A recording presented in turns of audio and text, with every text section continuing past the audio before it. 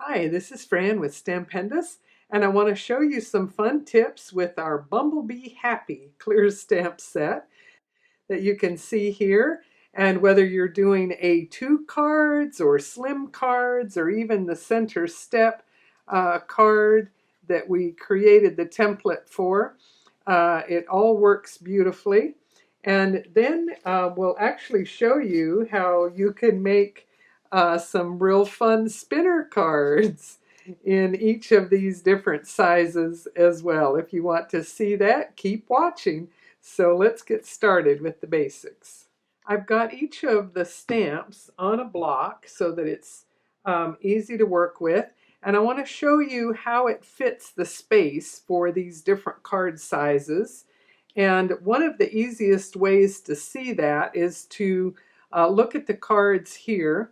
And if you'll notice on this one, I did a cutaway at the top, and that makes it easy to see that I stamped it going this direction, and you can look at where the B is to see how that fits the card going this way. And other times on this one, it was easier to turn it going this way, and I trimmed that edge, and you can see easily that I stamped it going that way. So what's interesting is it's designed to line up perfectly to make continuous patterns. And it took some playing with it just for me to see which different ways worked the best and why we've given you the little fill-in pieces.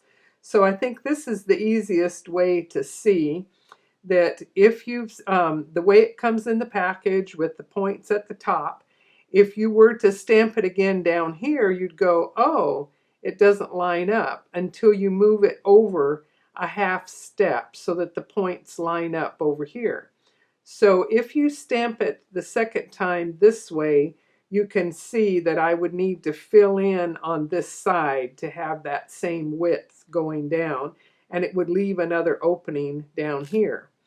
Now let's take a look at it this way. If you look at it turned this way, you'll see that it lines up perfectly a step over to this side. So let's take a look at our plane here on the big sheets, and let me show you a couple of things. So you can see that we designed all of the messages to fit in the opening. And so whichever way you've turned your card, the message is going to fit in the middle. And also the B is designed to fit in the middle. So let's say we've got these two little B's nose to nose. You can see how that fits in that open space. Then with the other little pieces, we've designed the little the double and the single pieces so that you can actually stamp all the way around to fill in that middle section. Make sure you're able to see that if you want. So let's show you here on an A2 card. Just turn this over. And so I've trimmed this down to the larger of the two sizes. And I can actually, where I've taken all of my stamps off of the carrier, this is the easiest way to see if this is going to fit the best all the way down. So let's start with that, and you'll see the B is to that position. So we're going to turn the stamp, and the little points are to the right. Let's ink this up. See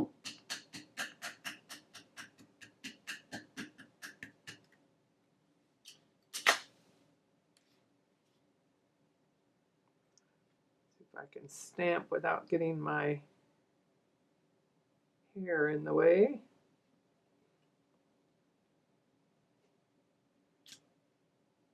Okay, and we'll ink it again. This is the beauty of it being a clear set, that you can see where you're going. Okay, so now I turn it this way.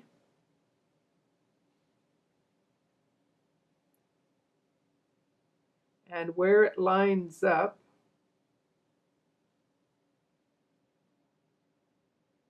I'm going to be close enough, even if without getting my head in the way. We'll see how we do. Okay, that'll be good. And then you'll see where these other little pieces. Okay, here we go.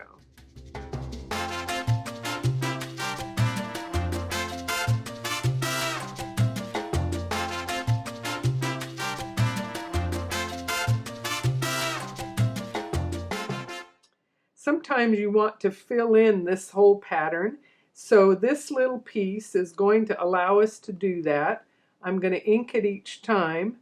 I'm going to view it going across and line it up as best I can.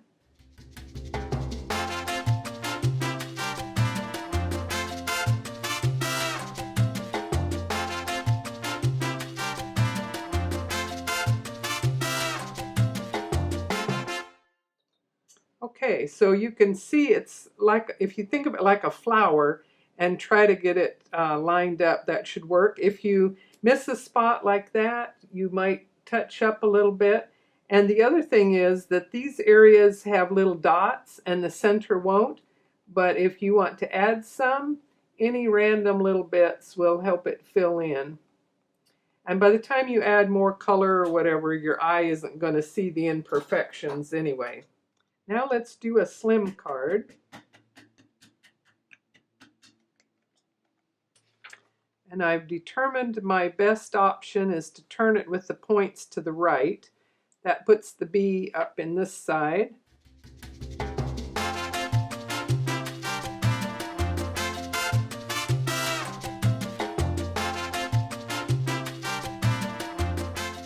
And now it's going to line up the best this way. And I'll need to ink it a third time.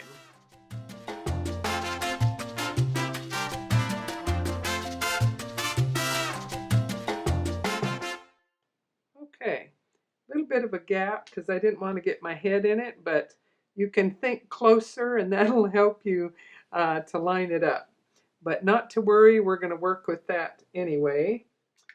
Okay, so now this is going to give me what I need to proceed with making these into spinner cards. So let's take a look here. So what I discovered was that our Build-A-Wreath cutting die set had a couple of circles that were perfect for doing a spinner. In fact, the scallop edge made it really nice to be able to move it around. And I planned it out. I'll show you how we make all of this plan.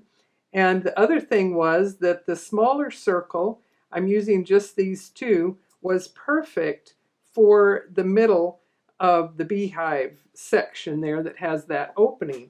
So it really makes the placement of it quite easy. So the key tips are that you're going to make a scrapbook pattern here, a scrap paper piece here. I did this out of lightweight paper. I die cut the circle, and then by folding it in half and half again, I determined the center point, okay?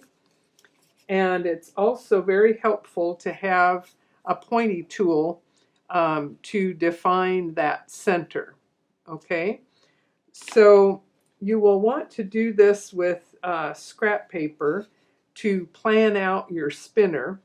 But what I found was that it was perfect here to make my hole right in the middle of that beehive. And so I'm going to do that on these two real quick.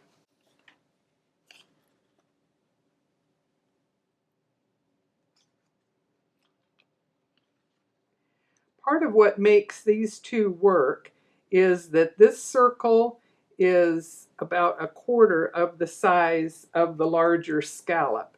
And if this had been a little bit smaller, that might have been safer to work with. But I got it to work in that I determined that the bees could be flying all the way around. And as long as they were all connected, it wouldn't matter what you could see all the way through. So when you have your circle, the next thing that we're going to do is find the center point on our base card. And we want a little bit of it to stick off the edge. And you can see that I used the same circle for my little opening. And on this one, I didn't use it at all.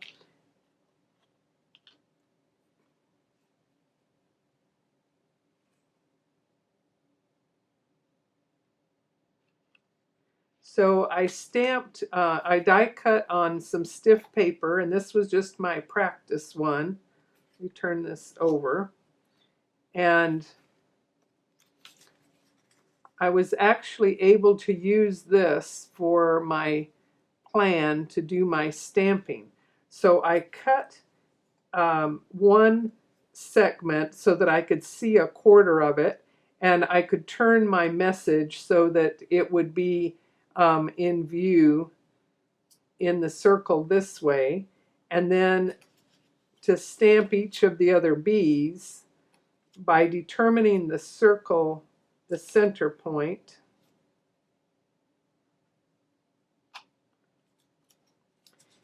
then I could stamp to where the bee wings came to the center, and they can still be in view all the way around. So there's kind of a continuous view of the bees, and the little spiral lines worked as a nice filler.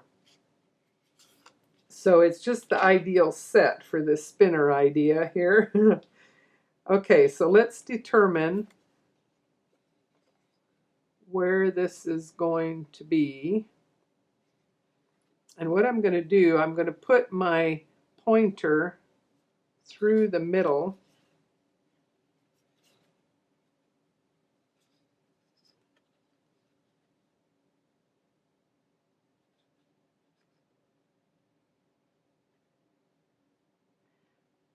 I'm primarily looking at getting just a little bit, let me turn this over so you can see, just a little bit at the edge.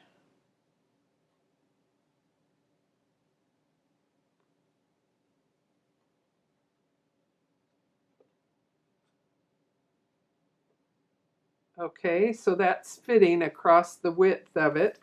And then I've already determined that center point, and now finding it from the back will help me know and actually make my hole from the top side.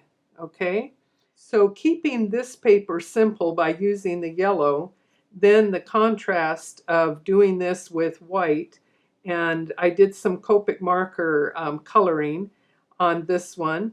And so let's see, we're going to find the center point here again.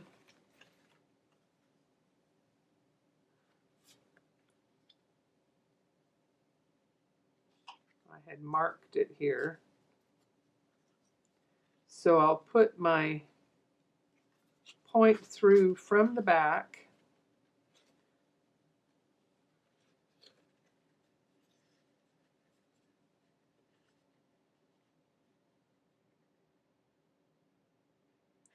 Okay, so if I want to cut away a little bit of a circle, I can actually follow the lines across, and I'm just going to do it off of the edge, about here. And then you'll need a little brad. Push this through both layers.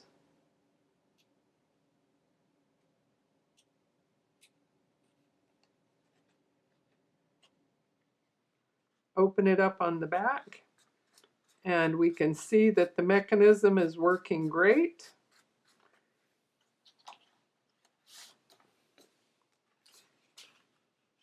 And when you go to put it on your card, you're going to want to use your sticky squares to give some height to it so that it has more room to spin. Okay, so I think this is the simplest kind of spinner that you can do. 2 circle dies and you're set with the perfect stamp set that makes it all come together easily. And if you don't want to see the little brad, then you might cut out one of the little bees and cover it up, or it really doesn't matter a whole lot. You can decide whether you want to have another message down here or another bee or any different element. And you've got the little swirly lines if you want to add that on the yellow like we did on the spinner. I made the bee a shape that was easy to cut out by itself. And in other cases, sometimes I want to mask and create another little bee in that space. Or if I wanted to stamp cover up, I could do the other little lines around him if I wanted to fill it in. And I think I did that on this one. So I hope you've got the easy way now of making a fun little spinner. And I'll show you here with this one that I even was able to make a spinner on the center step card in the same way. It shows a little bit left to right, but it works in a very fun way. And here I added some more little bees. So let's look at it from the back. And you can see, using the same method, you can make a very fun little spinner. So I hope you will Bumblebee very happy with this stamp set and enjoy making some fun little spinners to see the bees fly around. It says, "Be like the bumblebee, never give up. You can fly." Have fun with it.